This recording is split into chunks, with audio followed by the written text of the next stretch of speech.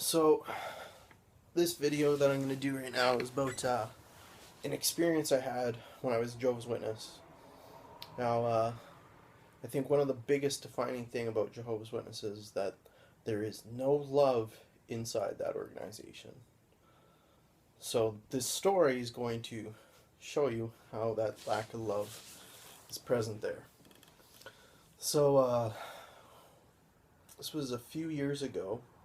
I was out in service. Okay, I live in a rural part of the country, a small town, about 7,000 people, and we have lots of outlying rural territories to cover, and a lot of them are Indian reserves. So this one day, me and a group packed up a van full of literature and made our way out to Pelican Arrows. Uh, it's about 200-kilometer drive from town, and I was working with this one elder. I think I'll just mention him by his first name. His name's Adner. And we went on this, we had the whole reserve as our territory, and we went on to do this one call. And it was my call.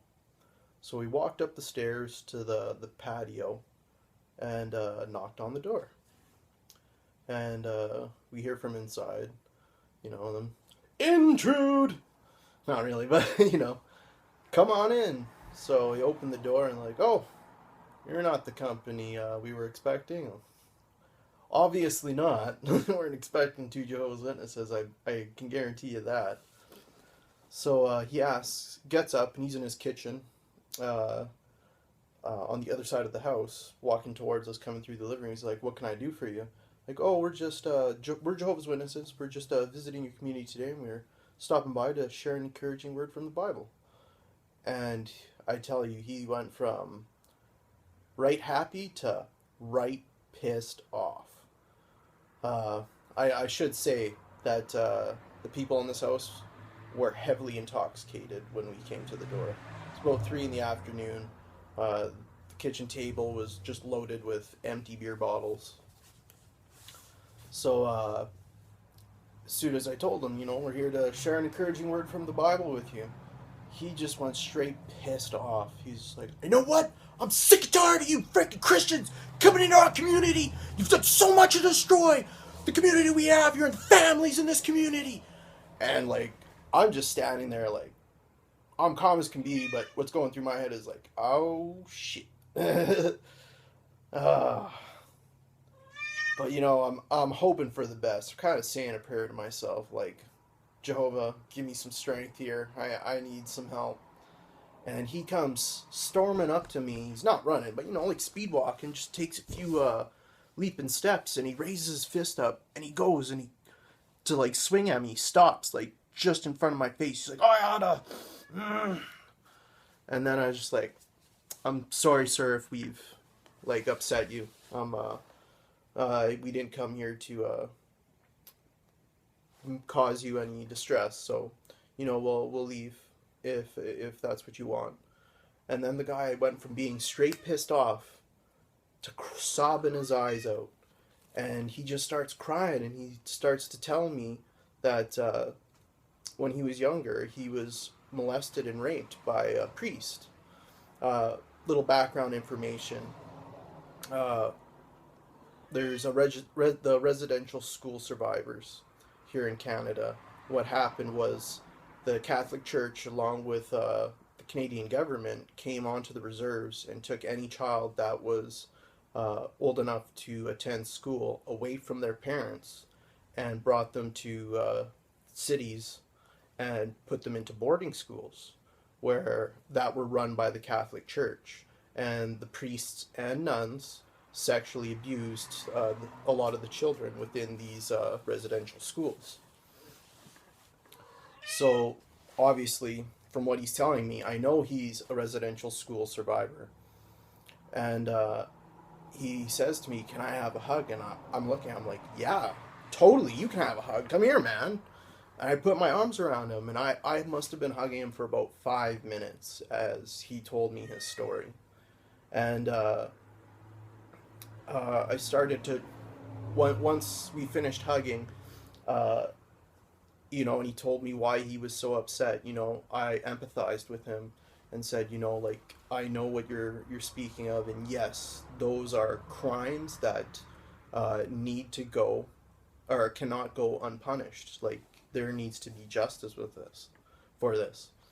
So I start to speak with him about the scriptures, and I start to relate a parable. I can't remember the whole conversation of every detail of what we were talking about, but I'm talking about a parable, and I can't remember the scripture, and I hate cherry picking the scriptures.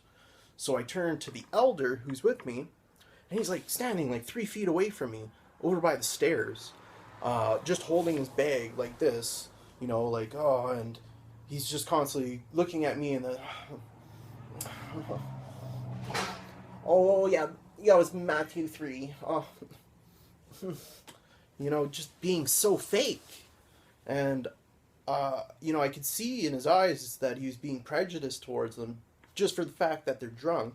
And needless to say, a lot of the Indians here in Canada are known for being alcoholics. Not all of them, but some. But it's because they've suffered through these residential schools. And they were sexually abused, and they don't know how to deal with it. And they've never received proper counseling. So a lot of them suffer. So I'm trying to console this man as best as I can, and I believe his sister was there with him. And I'm talking to both of them, and this elder is just hiding behind me. And at this time, like, I'd only been baptized for maybe about a year and a half,